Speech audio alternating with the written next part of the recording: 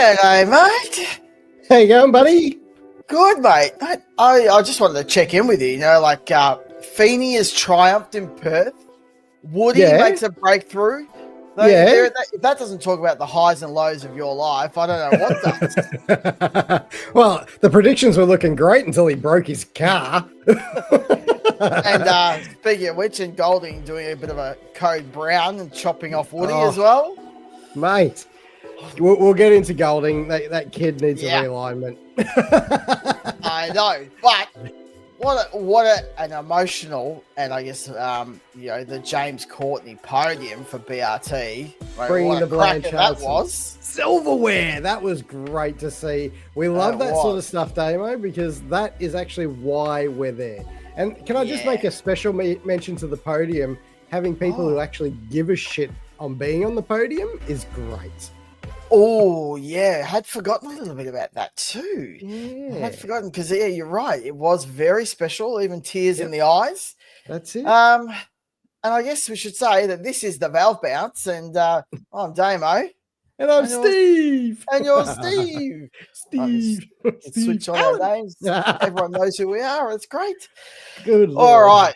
Let's kind of kick off our little kick off the whole review of the Perth 440, because it was a whole bunch of up and down, and maybe the first step is for us to kind of just kick off with let's do a bit of a recap, just the results and our predictions. And then we can unpack the rest of the weekend from there. Yep, not too easy, mate. I mean, let's start with race. Was it 15? I think it's 15. I can't remember anymore. How many races do we have these years? It was race 14. 14. Because, you can't just say race 1 of round 3 or round 4. Come on. Anyway, moving on. Yep. Race 14, we had Ryan Wood, Damo! Woody! What a cracking win that was. That was fucking exceptional, and I loved every second of it. What a Woody. I was so pumped for that. So pumped for that. Will Brown, of course, came second, and Chaz Mostert took the remaining podium. So it was a double podium for WAU, which for us right now is what we love. But Feeney missed the old podium, which was great to see, but then my life turned to misery after all this. So I think Woody's may have turned to misery after that, but anyway. Well, not until about lap 23, 24 of the second race, I think it turned to misery, because his qualifying was exceptional most of the weekend. He had to come slightly from behind in race 2 to get to the lead. But as we know,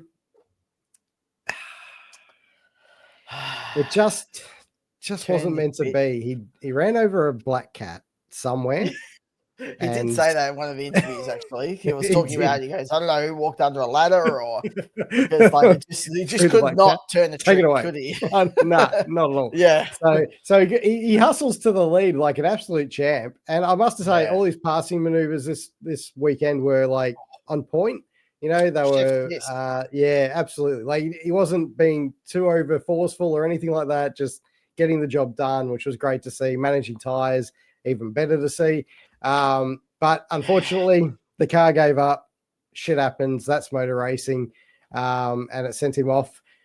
But how was Scafey? We'll get to that in a second. Anyway, Brock Feeney came away with race 15, and Will Brown came second. So it was double trouble for me. I felt the pain luckily I didn't get to see it until about 10 minutes ago.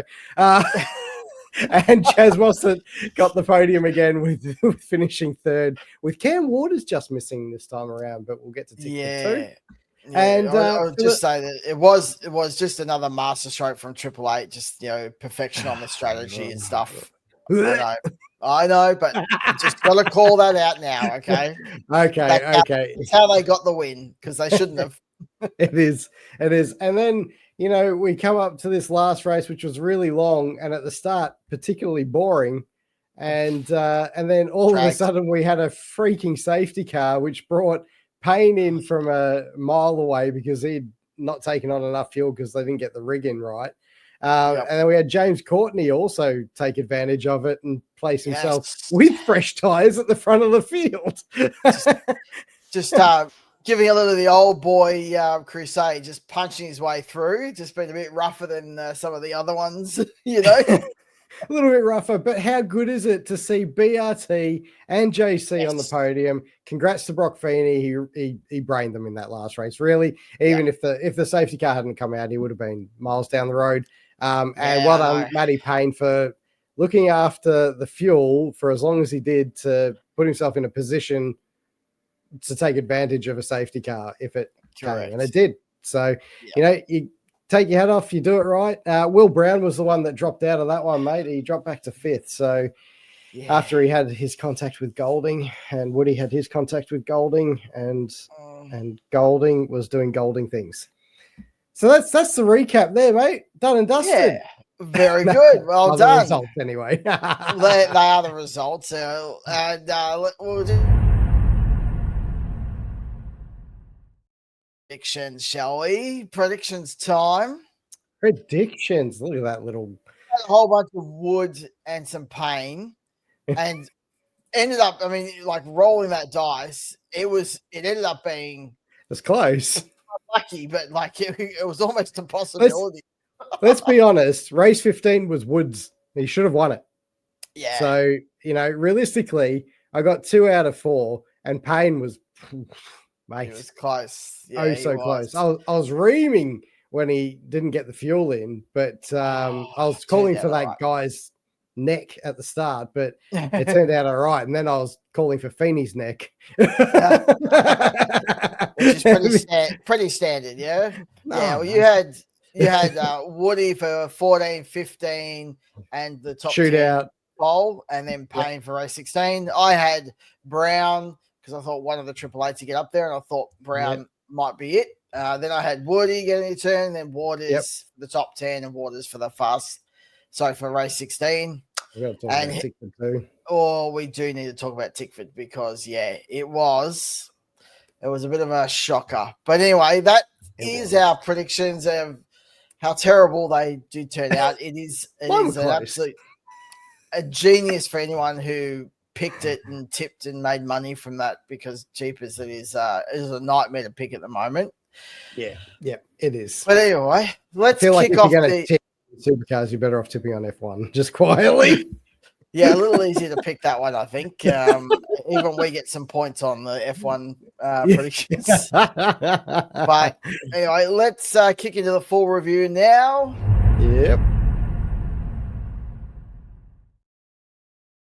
There we go. Got those. Loving those intros. It's almost like I've been doing work. It is. Someone's been at the keyboard, which is great. Well, let's start with the stuff that you don't like. It was Feeney's delight. He has literally listened to you. I'm blaming you because you talk about how he can't take it to his teammate. He hasn't got it right in his head. He hasn't got the final bit of speed.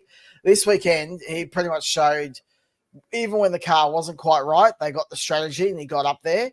And then when the car was right, he brained him on that Sunday. So, yeah. No, awesome effort. Well done, Brock. Well done. Nice. I will pay kudos where kudos are meant to be paid, and he had a very good weekend. He worked himself back into it because he wasn't quite there. And that final qualifying lap that he did for the top 10 was mint. And I will always pay it when it's meant to be paid. I've said that I wait to see a bit of a pattern emerging. I'm starting to see a bit of a pattern, as much as it's killing me inside. I am starting to see it. So well done, Brock. You're starting to get there. And, you know, if you keep that up, it'll piss me off. But at the same time, well done to you. Yeah, it was well done. And it's, you know, we've got to start asking the questions of Brown now, is because he's just not delivering. He's making, Co-Brown. He's just not quite delivering, is he? Because hasn't now quali, has been racing well, and then now he's not racing well, and he's qualifying, but it's all over the shop. There's no consistency for him this year. No. So Feeney is taking it to him. So yeah, good on him. Well done. Yep. No, that's it. The first person you got to beat is your teammate, and that's what Feeney is doing right now. So well done to him. You know, it's much easier in a Triple Eight car, but we know that. We know that. Alrighty. Flyby in. Now, the fairy tale podium with all that emotion had the old boy crying on the in lap. Courtney delivers the podium for BRT.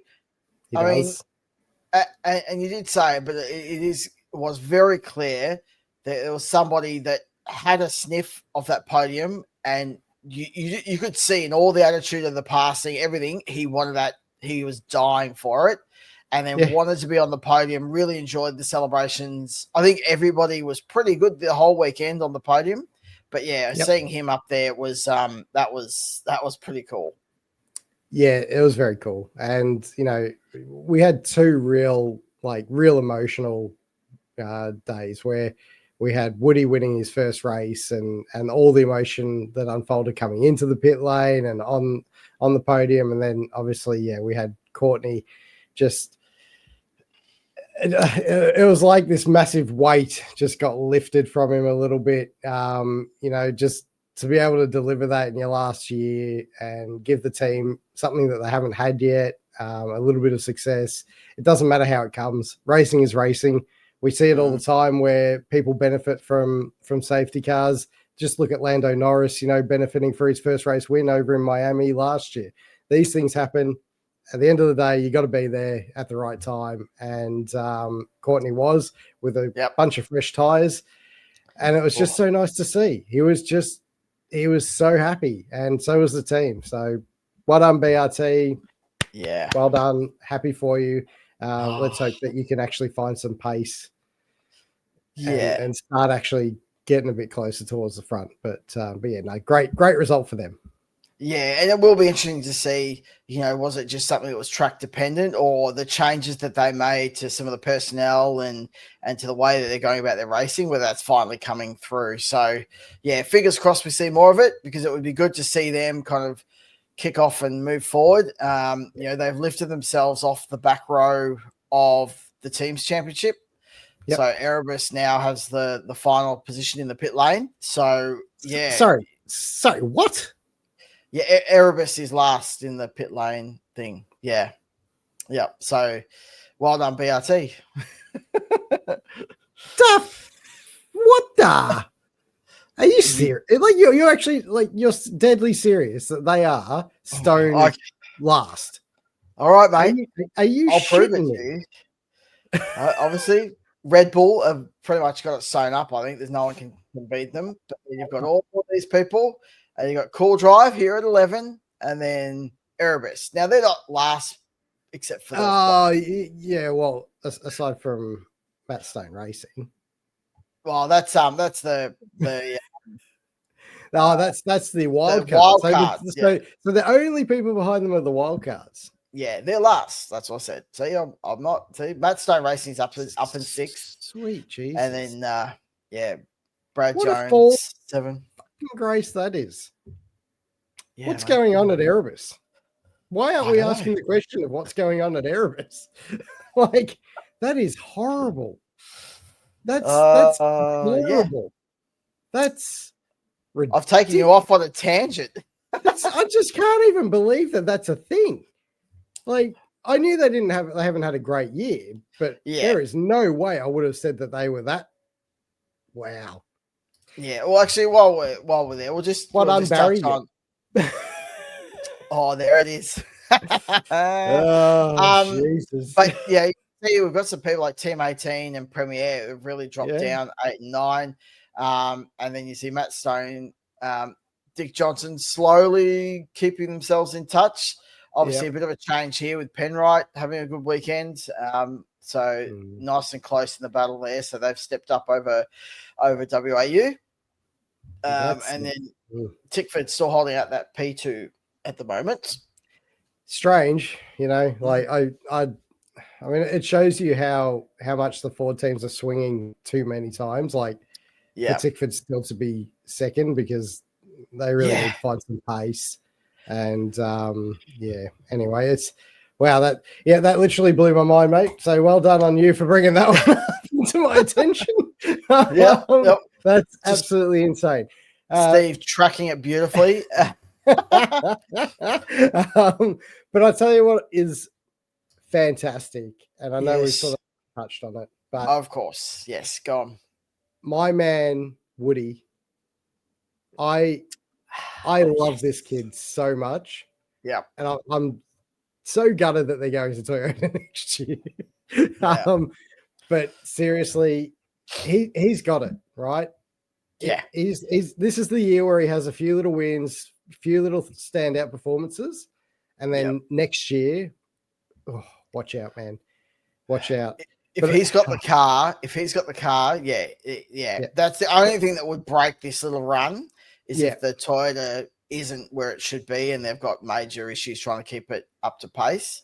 Yeah, but in terms of his trajectory, mate, he literally he was just on fire, and he destroyed Chaz. I know Chaz obviously got a pole, which was great. He finally got a pole.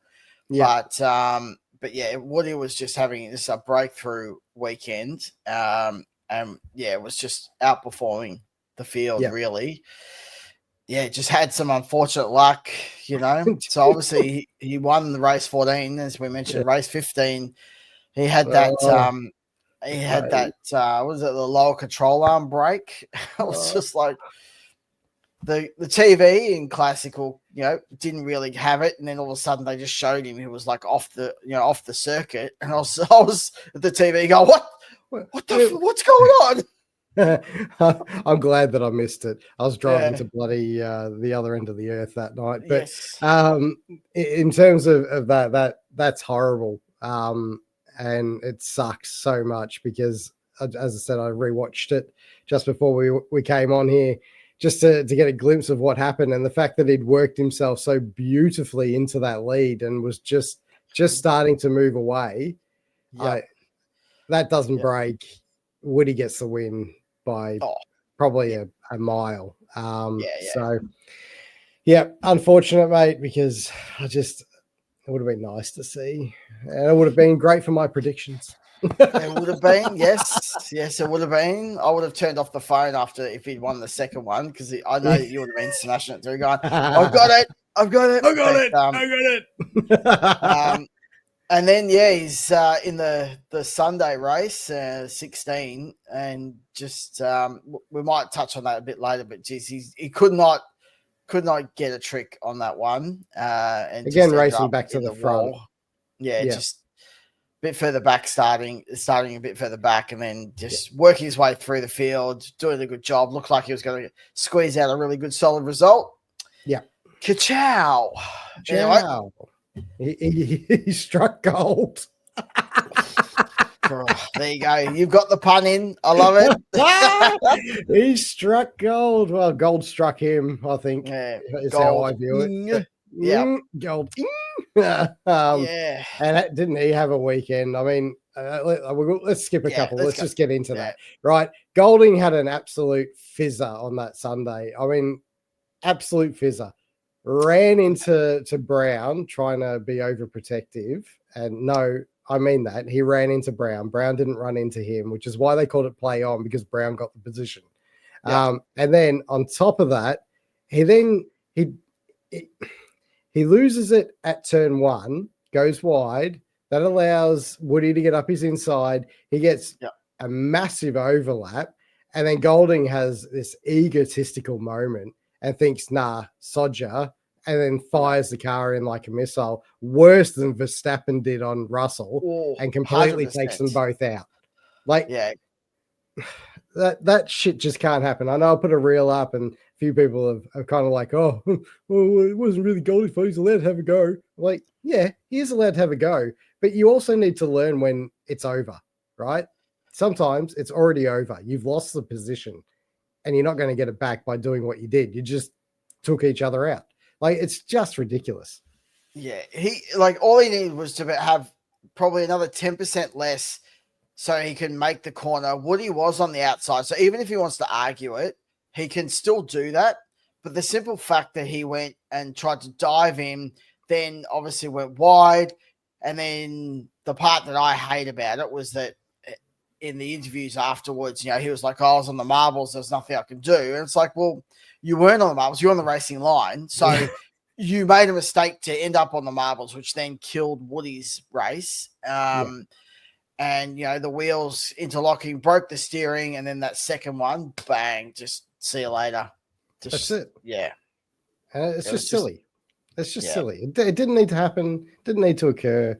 And there's fighting. Like, and I mean, we've said this with some of Woody's earlier things with the races this year, where there's true. There's fighting, but then you got to learn to just be a little bit better and when to back out and when to keep fighting, because sometimes it's already done. And it's just one of those instances. Hopefully Golding learns from it. But look, he's had many years of experience, so he should know better. Yeah. And just like Stanaway should be driving better. That was another shocker. But by the same token, I think it was like Woody handled it really well, showing he was pissed off that it was not his fault, and just calling it piss poor from someone of his skill.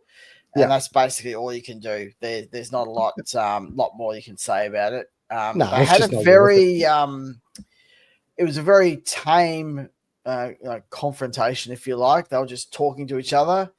I found that really interesting. And maybe it was something like Golding just having his little speech to Woody, going, "No, it was the marbles. What do you want me to do?" And Woody maybe was a bit surprised by how unforgiving the nature of Golding was, where he just couldn't accept any responsibility. And it just all was pretty calm, and then they went their separate ways. But geez, he'll learn from it. He's been taking his lessons well, and I'm sure Woody will be fine. I'm sure he will. Like, he'll recover. It's just unfortunate because it really was a weekend where Woody could have cemented himself in that 10, and now he's still on that cusp. So, it's just one of those things. But let's just wait and see. We got Darwin next. So, but the other guy that I wanted to touch on, Damo, which was the guy that I tipped to win, but just fell short in that last race, and that is Matthew Payne. Stellar effort. Yep. That kid, in my belief, and I don't know how you feel about it, but I think he's actually outperforming the car. Yep. Agree. Good. Yeah. Because you just don't he is just the team's giving him about 85% of what he needs, I feel. And Matt is carrying it like 10%. Not quite there, but just needs a little bit more, and then he can really start to make a charge. I mean, it was always going to be hard to run down Brock in that last race because, as we said, those 888 cars are sitting at like 98% operating all the time, and that just makes it really difficult. But I am super impressed with the way he's going about his racing this year. Yeah, I think he has outperformed. You gave your sort of numbers. That 5% that's kind of missing is something that he can go. I think he's got a very small margin, but that extra 5%, they've just been killing it with strategy. They did that in Tassie, and again, I know it was a mistake. Like, they didn't get the fuel in that first drop, but they all basically just then played the strategy of, okay, we're going to hang out until the last minute that we possibly can, and before that happened, the safety car got called, and they just nailed it. So he did a great job, and just managing the fuel burn while still keeping to a lap time. He just was an absolute professional. So he's doing a great job. He's still got a bit of room before he hits his ceiling, and he's another one that can be he could be a big threat next year. The two bloody Kiwis in the field to watch are Wood and Payne. They are just, in my opinion, they are the standouts at the moment, and they're the ones that I'm glued to seeing what they're doing. So, very, very good weekend for them, and he continues to keep performing. And we go to Darwin, Mm. and we've got to see how that all pans out, I guess. But hopefully they're as quick there, and we can see some good racing.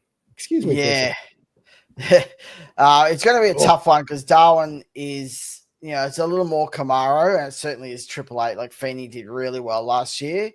And you've got a whole bunch of these other Camaros that kind of step up a little bit. Reynolds has always traditionally gone well there.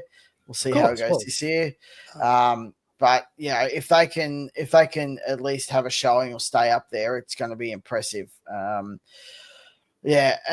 I guess another team that they have a driver that's kind of outperforming the car that the team's giving him is Tickford. Mate, kind of a solid weekend, I guess, considering dragging some points out. But gee, they didn't look fast. He couldn't even compete when he was getting overtaken. He tried to fight back against Woody and then just ended up having to give it up. And it was tough. It is a tough weekend, and they're like probably the frustrating point, right, where they've got like speed right up to like that top 3 sort of area, but just not enough to actually really challenge. And well, the big announcement is that Cam and Randall are staying, which is absolutely awesome. But it didn't really do much for either of them over the weekend, and particularly Randall just struggled most of the weekend, which is actually against the grain of what he has been doing, because he's been the one sort of in that top 4 sort of battle, on a consistent basis anyway. And they just it's not a shocker, but it's not good either. No. So I want to see them start. They're kind of like the DJR once Scotty Mack left, like that first year that Scotty Mack was gone. And they were sort of that sort of 5th, 4th type situation with the odd occasional win type scenario. So I'm not liking it. I'm hoping they find some speed and can get back to the pointy end. Yeah, there's definitely concerns there. I mean, like Randall's now in P6, and he's like the first person, I guess, in the leaderboard that hasn't got a win against his name. And so, like that's a bit of a concern as well. He just hasn't quite ticked off that little bucket yet. No, and I think if they give him the car, it's coming, but they've got to give him the car. I reckon that his chance is going to be like at the Bend or something like that, where he does love that track and he goes well there. I think that's kind of where it's going to drop. Gee, I'm not paying at the punters for that. At the Bend, well, I'm not going to recommend anyone do any gambling, but that would be a fair bet, I reckon, because he's been pretty mega there. Yeah, he does love the track. He does love that track. So, that'll be interesting. Anyway, sorry, sidetracks. All good. As I often do.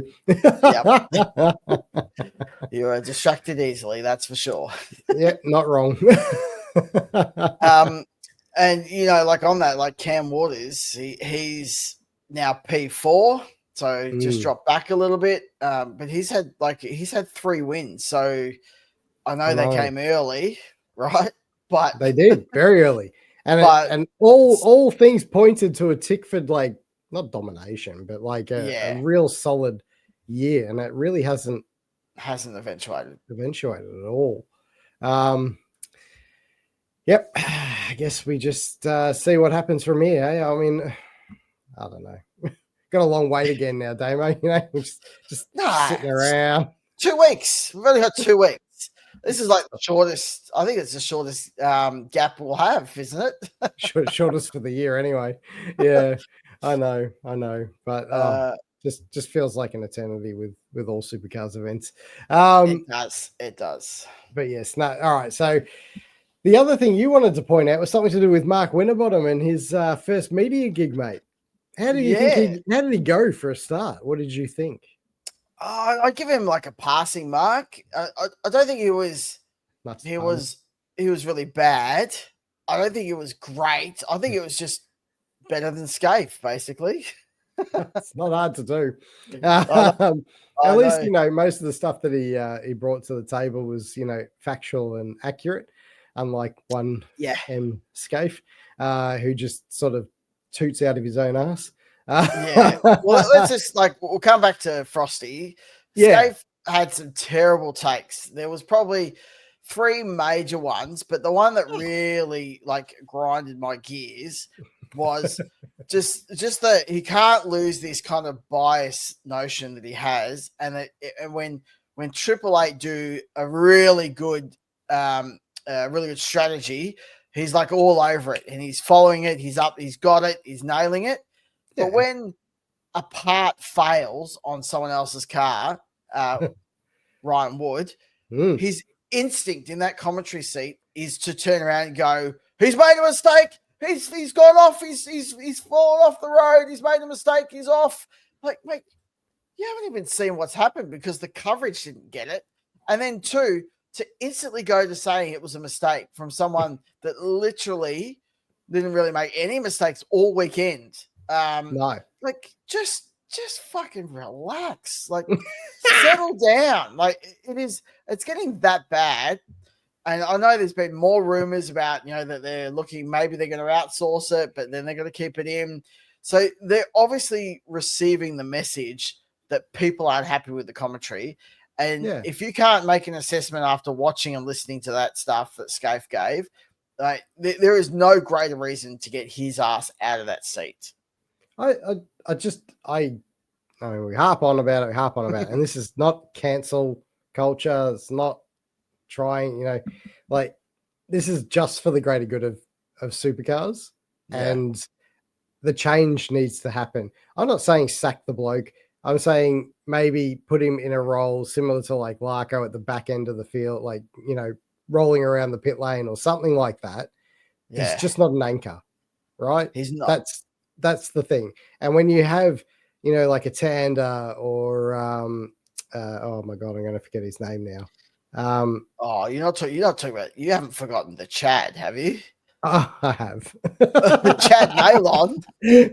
Yeah. That was what I was struggling with. When you got Chad Nailon and Garth Tander as well, they are equally good as a commentator and equally unbiased, and would be great in that seat next to Crompton right now.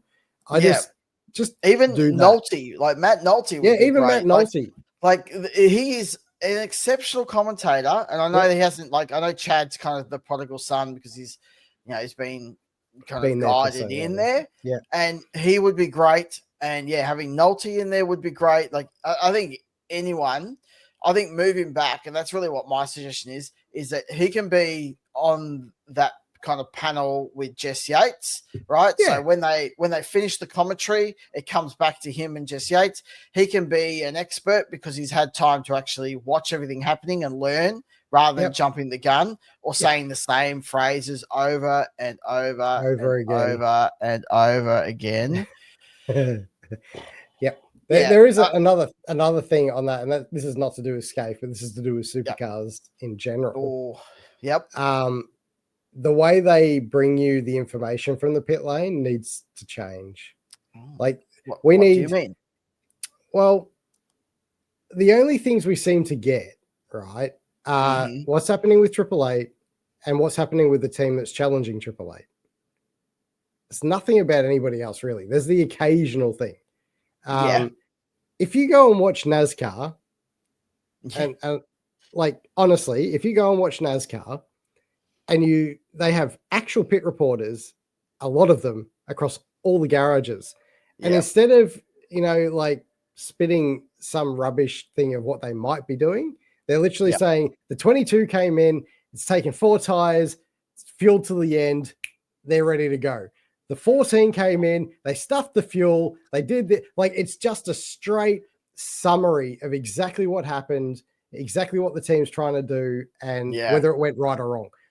If I could implement anything into that broadcast, it's that, right? Yeah. Get that happening in the back so that we know that Brad Jones has just sent, Bryce Forward out on pure green tires. He's good to go till the end. the Americans do that amp up real well. And I feel like we don't have anything amped in supercars. The only thing is amped is if Scaife starts yelling down the microphone on what he thinks is happening, that's not actually happening. Yeah, I think that's a good point, because then they wouldn't have missed, like, Tasmania was a classic where they missed for the second year in a row the Percat strategy, which got them to the front. The Matt Payne strategy. They would have been a bit more across all the things that are going on rather than being too focused on, a limited number of teams. Yeah, that's exactly it. And it's just that level, like it is. All it is a tiny, accurate piece of information, but it can make all the difference to the viewer who's watching. Yeah. Yes. All right. Well, let's go back. Let's get off that tangent. Sorry. And I poured fuel on the fire, or did you fuel the fire and I was the fire? Who knows? No. Either way. But Frosty, I think it was a great debut. It was Mark, solid. sorry. Yeah, Mark with the bottom. Oh my God.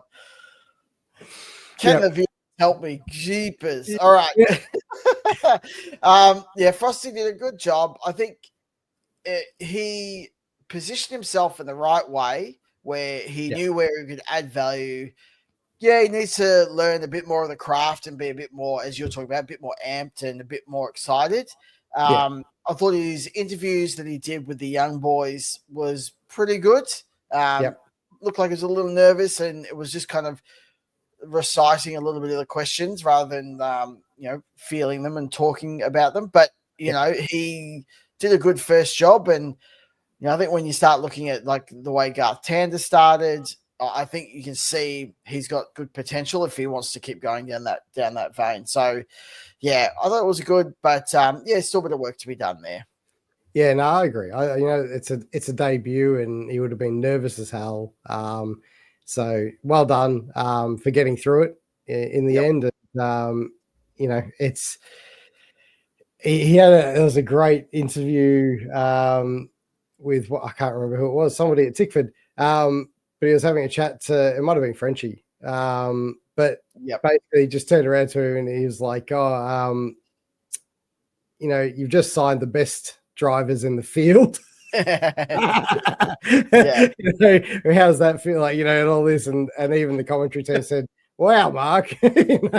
Not biased. Not biased at all. But I thought that was good because that was a good opportunity for him to sort of show a bit more character, right? So that was 100%. Awesome. Very good. Awesome. Well, that I think kind of wraps up. Yeah. We got a little bit more, mate. Oh, what else? We have a couple of little things that we'll just touch on. Yeah. They're not major. Just something that came out over the weekend that Waters is still working on the NASCAR drive. Won't be at Chicago, unfortunately.